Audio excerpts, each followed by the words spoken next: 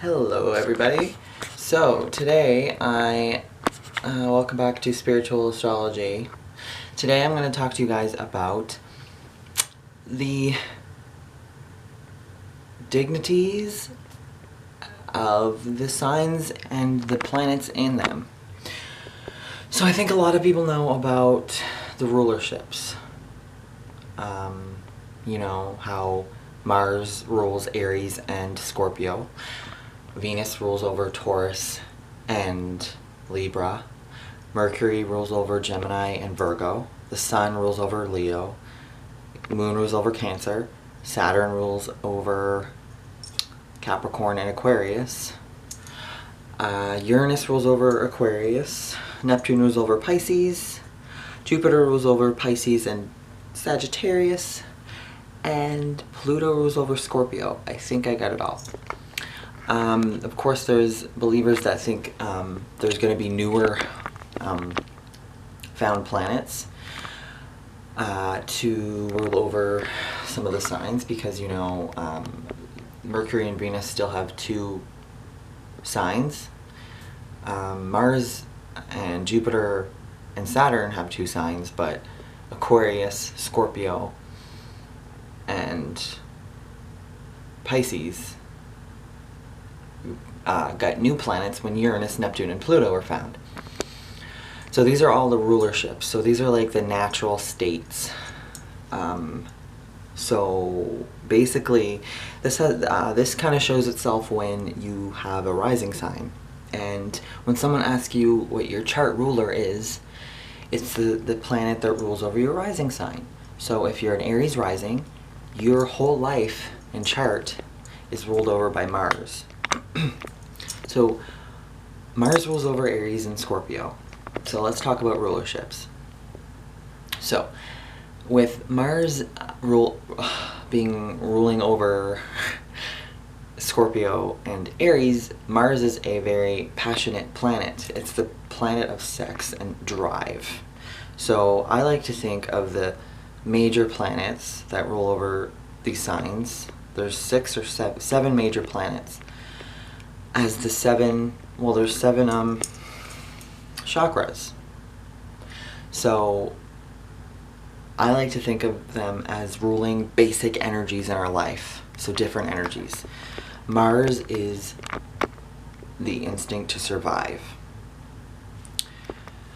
So in Aries, being so selfish and innocent, the instinct to survive is pure and good. Now Mars and Scorpio, it's survival, because Scorpio is all about survival and death.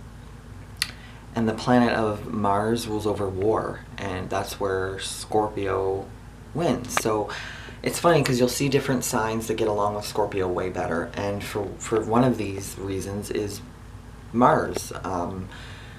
If a certain person gets along with Scorpios and another person doesn't, it's because how Mars rules over these signs, and how certain people are able to accept those energies. I hope I'm going somewhere with this. So Venus is the opposite of Mars, and it rules over Taurus and Libra. It's all about peace. Now Taurus is the part of us that wants stability and things to stay the same. Libra is kind of the part of us that wants to stay away from anything coarse and vulgar. And Venus is the exaltation of the ego. It's vanity. Venus in its purest form is pure, flat-out, narcissistic vanity. And that's its negative side. Now Mars is kind of the opposite, and it's like, I'm willing to fight for this person. I'm willing to say things that kind of don't look good on me. They don't please people right now.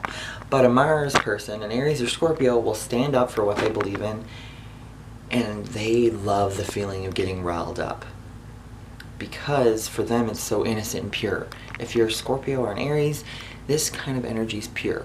Now, get a Libra or a Taurus angry,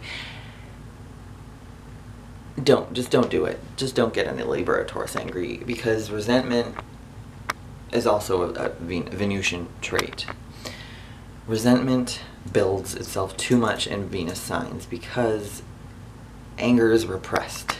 It's avoided. It's swept under the rug in Venus signs.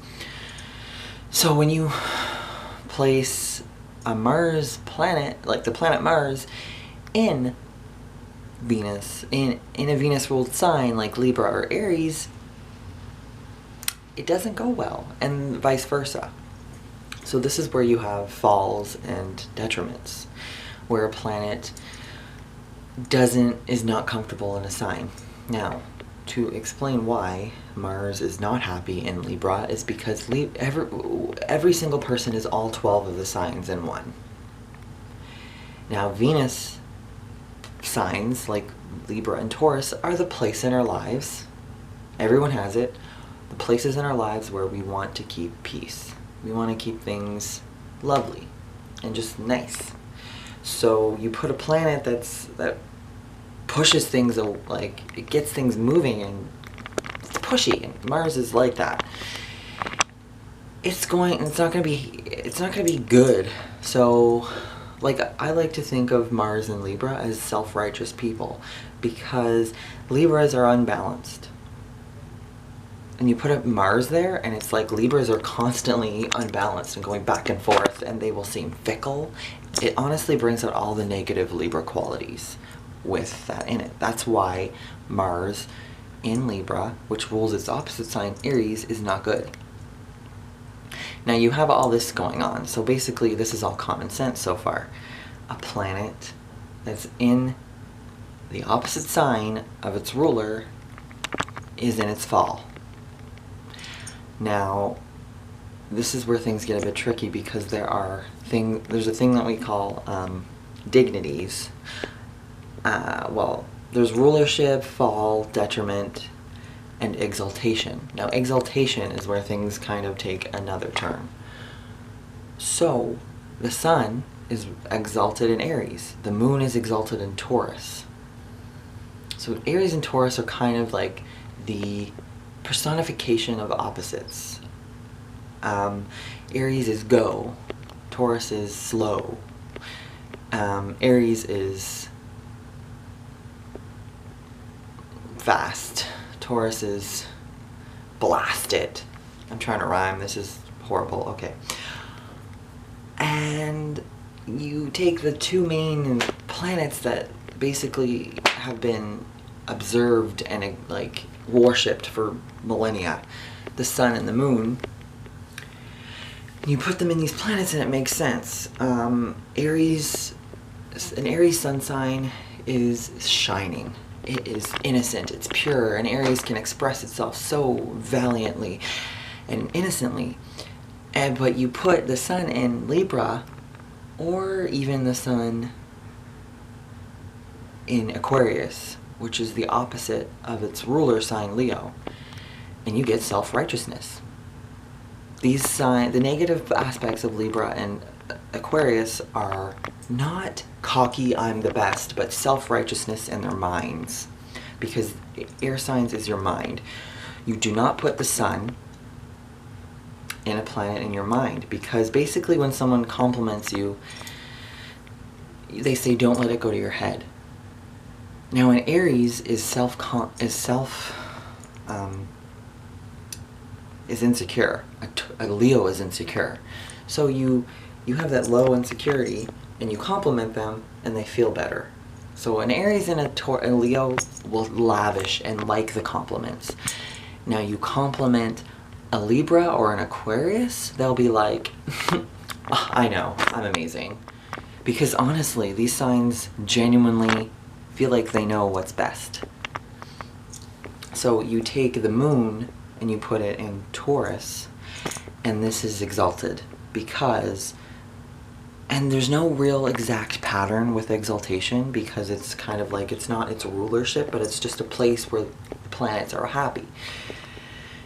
And the moon in Taurus makes sense because the moon is our place of serenity. It's our home, it's our inner core, it's our subconscious. And Taurus is kind of like a slow, amazing, peaceful, loving, kind, hippie-ish place. So the moon there is good, but the moon in Capricorn, which is the opposite of Cancer, its ruler, or the moon in Scorpio is bad. The moon is our mind. It is our emotions. It's happiest when it's calm. Scorpio and Capricorn aren't exactly calm. Taurus and Cancer are like I like to think of them as the chill people that will stay at home, sit there smiling, nodding their heads, maybe smoking up a bit of pot, I don't know, eating cheesecake, but not feeling bad about it. Scorpio and Capricorn feel bad about this. They let fear control them. So you put the moon there, and your mind, which is the moon, and your heart, your emotions, feel self-conscious and hard. It's harsh. It's harsh energy. So these people with these planets are less likely to cry in front of their friends and family. They don't feel comfortable. The moon in Taurus and the moon in Cancer, they'll cry. They just feel comfortable. Anywhere they go, they bring a peaceful home with them. Okay, so the moon and the sun. Mercury is both ruled in and the exalter of Virgo. So Mercury in Virgo is perfect. It's the perfect mind. It can be a bit too much, but it sees the details in everyday life. You put it in Sagittarius and Pisces, and details are blurred. When you talk, you go in circles. That's Mercury. Mercury's communication. So in Virgo, you are precise and concise. Venus is exalted in Pisces. And just like Virgo is exalted as Mercury, you take Mercury and you put it in Pisces, and you take Venus and put it in Virgo,